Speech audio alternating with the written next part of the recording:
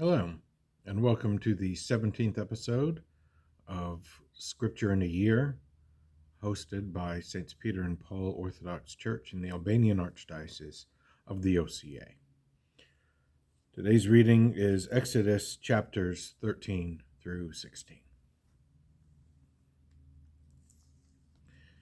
Now the Lord spoke to Moses, saying, Sanctify to me all the firstborn, the first begotten, whatever opens the womb among the children of Israel, both man and cattle, it is mine.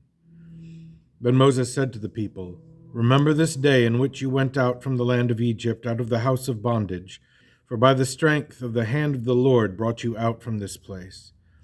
No leavened bread shall be eaten. On this day you are going out in the month of the new grains.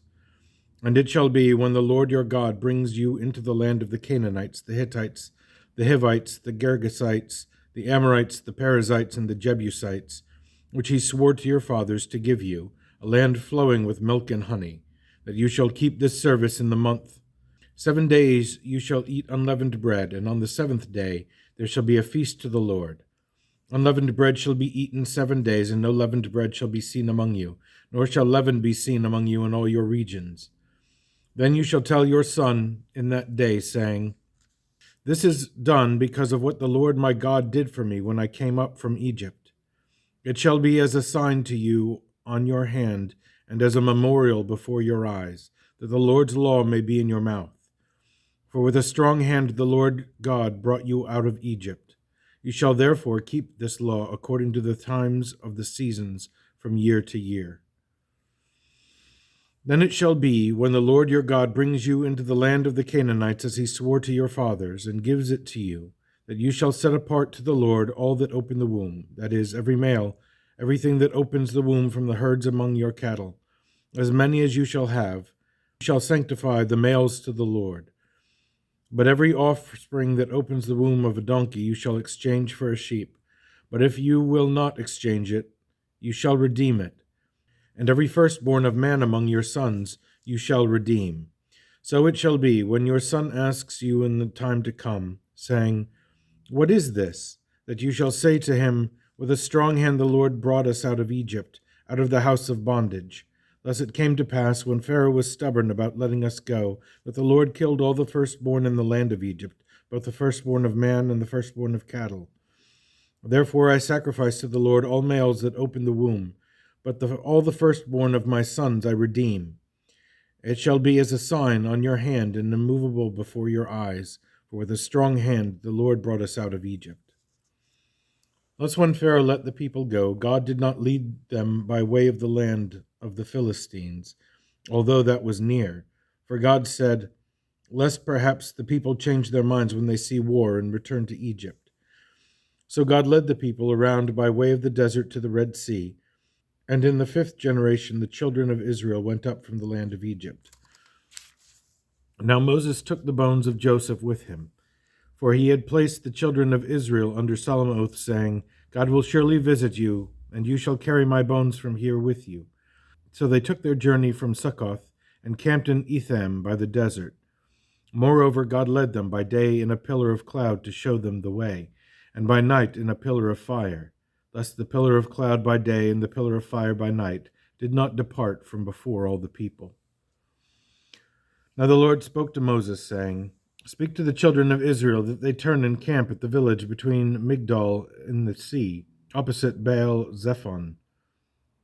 You shall camp before them by the sea, for Pharaoh will say of the children of Israel, They are wandering in the land, the desert has closed them in. Then I will harden Pharaoh's heart, and he will pursue them, and I will be glorified in Pharaoh and over his army, that the Egyptians may know that I am Lord. So they did. Now it was told the king of the Egyptians that the people had fled, and the heart of Pharaoh and his servants was turned against the people, and they said, Why have we done this, that we have let Israel go from serving us? So he made ready his chariot and took his people with him. Also he took 600 choice chariots, and all the chariots of Egypt with captains over every one of them. Thus the Lord hardened the heart of Pharaoh, king of Egypt, and his servants, and he pursued the children of Israel. And the children of Israel went out with a high hand. So the Egyptians pursued them, all the cavalry and the chariots of Pharaoh, his horsemen, and his army, and overtook them camping by the village opposite Baal-zephon.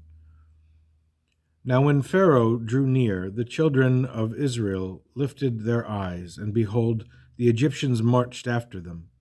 So they were very afraid, and the children of Israel cried out to the Lord.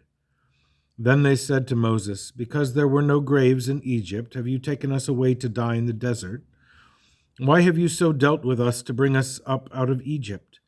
Is this not the word which we told you in Egypt, saying, 'Let us alone, that we may serve the Egyptians? For it is better for us to serve the Egyptians than to die in the desert?'" Then Moses said to the people, "Be of good courage, stand still, and see the Lord's salvation, which he will accomplish for you today. For the Egyptians whom you see today, you will never see again. The Lord will fight for you, and you shall hold your peace." Then the Lord said to Moses, "Why do you cry to me? Tell the children of Israel to go forward. Now lift up your rod and stretch out your hand over the sea and divide it, and let the children of Israel go on dry ground through the midst of the sea. I indeed will harden Pharaoh's heart and all the Egyptians, and they will go in after them. So I will be glorified in Pharaoh and over his army, his chariots, and his horses. Then the Egyptians will know I am the Lord, when I am glorified upon Pharaoh, his chariots, and his horses." Now the angel of God, who went before the camp of Israel, moved and went behind them, and the pillar of cloud also went from before them and stood behind them. So it came between the camp and the Egyptians and the camp of Israel, and the night passed. But there was such darkness and blackness, they did not come near one another all that night. Then Moses stretched out his hand over the sea, and the Lord carried back the sea by a strong south wind all that night, and made the sea dry ground. Thus the waters were divided, so the children of Israel went into the midst of the sea on dry ground, and the waters were a wall to them on their right and on their left. Then the Egyptians pursued and went after them into the midst of the sea, all Pharaoh's horses, chariots, and horsemen. Now it came to pass in the morning watch, the Lord looked down upon the army of the Egyptians through the pillar of fire and cloud, and he troubled the army of the Egyptians. He bound the axles of their chariot wheels and caused them to proceed with difficulty. And the Egyptians said, "Let us flee from the face of Israel, for the Lord fights for them against the Egyptians." And the Lord said to Moses, "Stretch out your hand over the sea, so the waters may come back upon the Egyptians, on their chariots and the riders." So Moses stretched out his hand over the sea, and when the morning appeared, the sea returned to its full depth, while the Egyptians were trying to flee. But the Lord shook off the Egyptians in the midst of the sea. Then the waters returned and covered the chariots, horsemen, and all of Pharaoh's army that came into the sea after them. Not so much as one of them remained. But the children of Israel walked on dry ground in the midst of the sea. The waters were a wall to them on their right and on their left. So the Lord saved Israel that day from the hand of the Egyptians, and Israel saw the Egyptians dead on the seashore. Thus Israel saw the Lord's mighty hand and the things he did to the Egyptians. Therefore the people feared the Lord and believed God and his servant Moses. Now Moses and the children of Israel sang this song to God, and spoke, saying, "Let us sing to the Lord, for he is greatly glorified. Horse and rider he is thrown into the sea. The Lord became my helper and the shield of my salvation. He is my God, and I will glorify him, my father's God, and I will exalt him. The Lord brings wars to nothing. The Lord is his name. Pharaoh's chariots and army he cast into the sea. His chosen captains also were drowned in the Red Sea. The sea covered them. They sank to the bottom like a stone. Your right hand, O God, is glorified in strength. Your right hand, O God, dashed the enemy in pieces. In the greatness of your glory, you broke the adversaries to pieces. You sent forth your wrath. It consumed them like stubble. By the spirit of your anger, the waters were gathered together. The waves stood upright in the midst of the sea. The depths congealed in the heart of the sea. The enemy said, I will pursue, I will overtake, I will divide the spoils. I will satisfy my soul. I will destroy with my sword. My hand shall have dominion. You sent forth your spirit, the sea covered them. They sank like lead in the mighty waters. Who is like you, O Lord, among the gods? Who is like you, glorified in holiness, marvelous in praises, doing wonders? You stretched out your right hand, the earth swallowed them up. In righteousness you guided your people whom you redeemed. In strength you called them to your holy resting place. The nations heard and were angry. Pangs seized the inhabitants of Philistia. The princes of Edom and the chiefs of the Moabites were dismayed. Trembling took hold of them. All the inhabitants of Canaan melted away. Fear and dread fell upon them. By the greatness of your arm, let them become as stone, till your people pass over, O Lord, till your people pass over whom you purchased. Bring them in and plant them in the mountain of their inheritance, in your prepared habitation, O Lord, which your hands made ready, the sanctuary, O Lord, which your hands established. The Lord reigns forever and ever and ever. For Pharaoh's horses went with his chariots and horsemen into the sea, and the Lord brought back the waters of the sea upon them. But the children of Israel walked on dry ground in the midst of the sea. Then Miriam the prophetess, the sister of Aaron, took the timbrel in her hand, and all the women went out after her with the timbrels and dances. So Miriam led them. Let us sing to the Lord, for he is greatly glorified. Horse and rider he cast into the sea. Thus Moses brought Israel from the Red Sea. Then they went out into the wilderness of Shur. They went 3 days in the desert and found no water to drink. Now when they came to Marah, they could not drink the waters of Marah, for they were bitter. Therefore he named that place Bitterness. Then the people complained against Moses, saying, What shall we drink? So he cried to the Lord, and the Lord showed him a tree. When he cast it into the waters were made sweet. There he made a statue and an ordinance for them. There he proved him and said, If you diligently heed the voice of the Lord your God, and do what is pleasing in his sight, give ear to his commandments, and keep all his ordinances, I will put none of the diseases on you that I brought on the Egyptians, for I am the Lord your God who heals you. Then they came to Elim, where there were 12 fountains of water and 70 palm trees. So they camped there by the waters. Now they journeyed from Elim, and all the congregation of the children of Israel came to the wilderness of Sin, which is between Elim and Sinai, in the 15th day of the 2nd month after they departed from the land of Egypt. Then the whole congregation of the children of Israel complained against Moses and Aaron. The children of Israel said to them, Would we had died smitten by the Lord in the land of Egypt, when we sat by the pots of meat and ate bread to the full. For you brought us out into this desert to kill this whole assembly with hunger. Then the Lord said to Moses, Behold, I will rain bread out of heaven for you, and the people shall go out and gather a certain quota every day, that I may test them, whether they will walk in my law or not. So it shall be on the 6th day that they shall prepare what they bring in, and it shall be twice as much as they gather daily.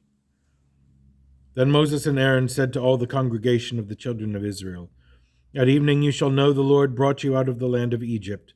In the morning you shall see the Lord's glory, for he hears your complaints against God. But what are we that you complain against us? Also Moses said, The Lord's glory shall be seen when he gives you meat to eat in the evening, and in the morning bread to the full. For the Lord hears your complaints you make against him. But what are we? Your complaints are not against us, but against God. Then Moses spoke to Aaron, Say to all the congregation of the children of Israel, Come near before God, for he has heard your complaints.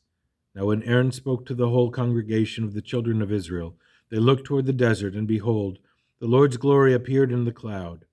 Then the Lord spoke to Moses, saying, I have heard the complaints of the children of Israel. Speak to them, saying, At twilight you shall eat meat, and in the morning you shall be filled with bread.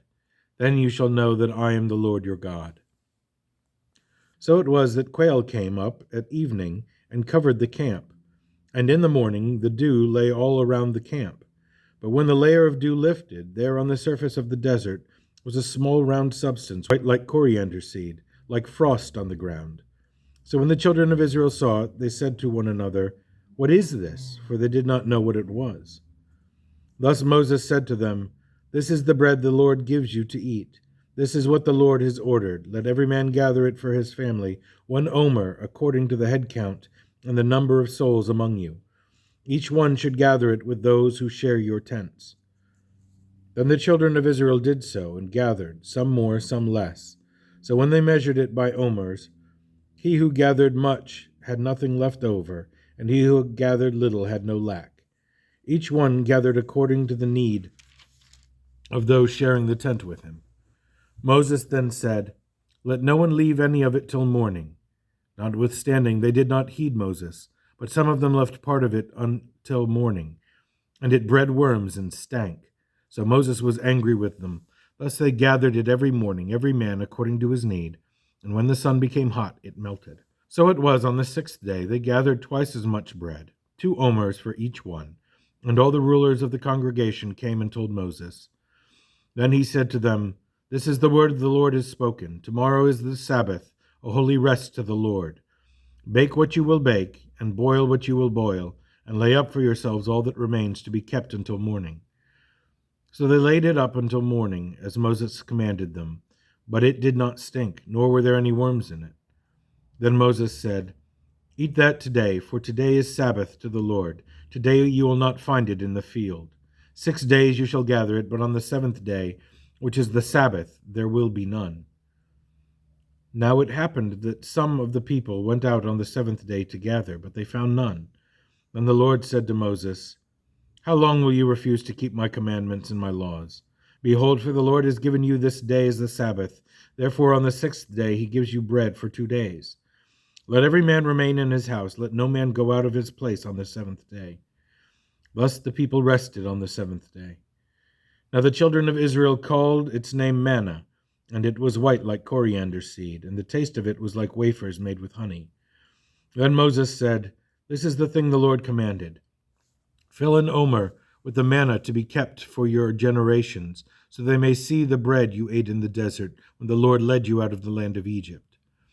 Moses then said to Aaron, "Take a golden pot, put 1 full omer of the manna in it, and lay it up before God to be kept for your generations." As the Lord commanded Moses, so Aaron laid it up before the testimony to be kept. Thus the children of Israel ate the manna 40 years until they came to an inhabited land. They ate the manna until they came to the border of Phoenicia. Now an omer was the 10th part of 3 measures. Here ends the reading for today.